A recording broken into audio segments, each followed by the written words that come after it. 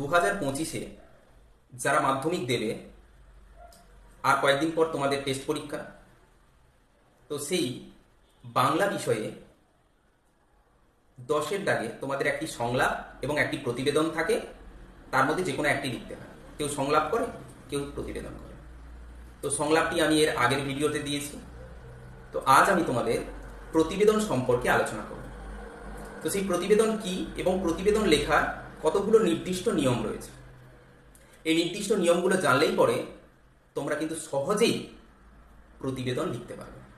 তার জন্য তোমাদের শেষ পর্যন্ত ভিডিওটি দেখবে, চ্যানেলটিকে সাবস্ক্রাইব করে রাখবে, পাশে থাকা বেল আইকনটি প্রেস করে নোটিফিকেশন অল করে রেখো। তো চলো, প্রতিবেদন কি? ইংরেজিতে যাকে আমরা রিপোর্ট বলে থাকি, বাংলায় তাকে আমরা প্রতিবেদন বলি। তো বিশেষত সংবাদপত্রে যেগুলো লিখিত আকারে প্রকাশিত হয়ে থাকে সেগুলোই হচ্ছে প্রতিবেদন।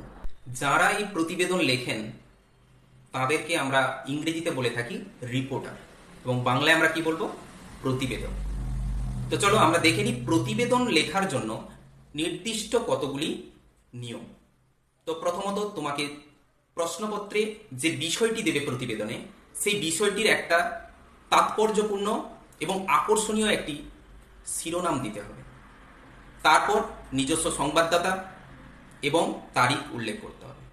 তারপরে আমাদেরকে মূল বিষয়ের সংক্ষিপ্ত বিবরণ লিখতে হবে 150টি শব্দের মধ্যে। বক্তার প্রত্যক্ষ উক্তি কোটেশনের মধ্যে রাখতে হবে, আর বানান ভুল করা যাবে না, আর সাধু চলিত ভাষা মিশ্রণ করা বর্জনীয়। তো এই কতগুলি নিয়ম তোমাদেরকে মেনটেন করতে হবে। প্রতিবেদন লিখতে হবে, লেখার দক্ষতা বাড়াতে হবে, বাড়িতে কোনো একটা বিষয়কে নিয়ে ভেবে ভেবে সেটাকে রিপোর্ট আকারে লেখো। আমি আজকে কয়েকটি বিষয় তোমাদেরকে বলবো, সেই বিষয়গুলো তোমরা ভালো করে প্র্যাকটিস করো টেস্ট ও ফাইনাল পরীক্ষার জন্য। তো চলো সেই বিষয়গুলি দেখে নেওয়া যাক। কোনো গ্রামীণ এলাকায় সরকারি হাসপাতাল উদ্বোধন হবে, সেই বিষয়ে একটি প্রতিবেদন রচনা। এটা 2017 সালে এসেছিল। এই বিষয়টা ভালো করে প্র্যাকটিস করে রাখবে।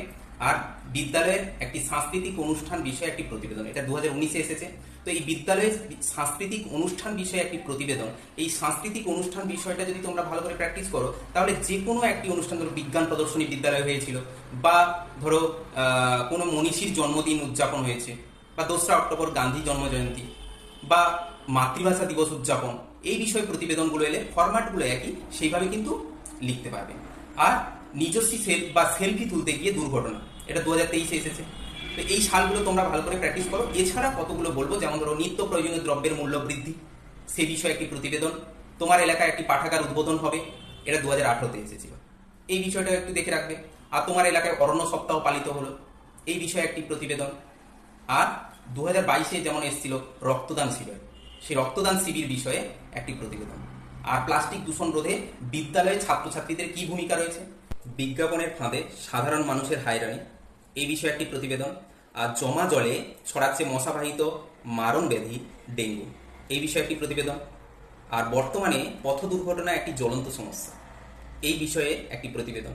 যেভাবে রাস্তাঘাটে পর্যাপ্ত পরিমাণে গাড়ি ঘোড়ার যে উৎপাত, পথ দুর্ঘটনা প্রতিনিয়ত হতেই চলেছে, তো সেই বিষয়ে একটি প্রতিবেদন করতেই পারে।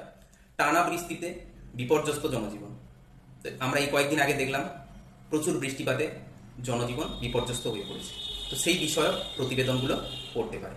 তো তোমরা এই বিষয়গুলো ভালো করে প্র্যাকটিস করো। আর সব থেকে বড় কথা, তোমরা প্রতিবেদনের যে নিয়মগুলো রয়েছে সেই নিয়মগুলো ভালো করে প্র্যাকটিস করে এই বিষয়গুলো ভালো করে রপ্ত করে নাও। তাহলেই দেখবে টেস্ট পরীক্ষায় এবং ফাইনাল পরীক্ষায় তোমরা উপকৃত হবেই হবে। তো চলো, দেখা হচ্ছে পরের ভিডিও।